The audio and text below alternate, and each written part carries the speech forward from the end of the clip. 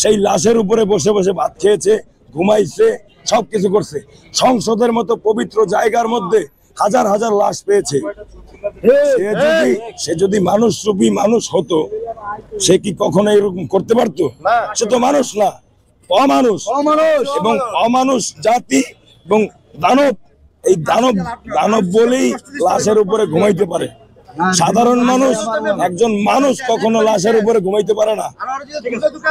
বর্তমানে যে বাংলাদেশের যে পরিস্থিতি, আমরা নতুন প্রজন্ম পাইছি।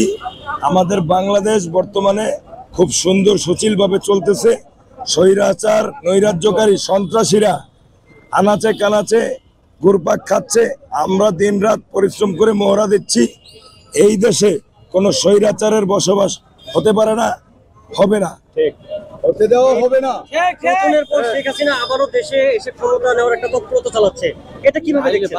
এটা ওনার কুলাঙ্গার ছেলে অবৈধভাবে বিনা কারণে দেশের মানুষের টাকা লুটপাট করে বিদেশে গিয়ে ঘাঁটি করেছে এবং এই দেশ থেকে ওনার মাকে নিয়ে বিতাড়িত হয়েছে এবং দেশ ছেড়ে পালাতে বাধ্য হয়েছে।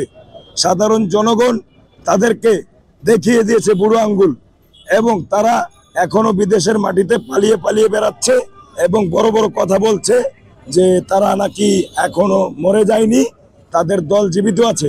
পারলে বাংলাদেশে আসুক, দেশের জনগণ কিভাবে বিচার করতে হয় তা তারা জানে। আসুক, তার ফাঁসি হবে, আমরা তার ফাঁসি চাই। কি ভাই ফাঁসি চাই? সবাই বাংলাদেশের সকল মানুষ এই দেশদ্রোহীদের ফাঁসি চায়। তারা দেশদ্রোহী, তারা এই বাংলাদেশের সার্বভৌমত্বকে কখনোই ভালোবাসে নাই।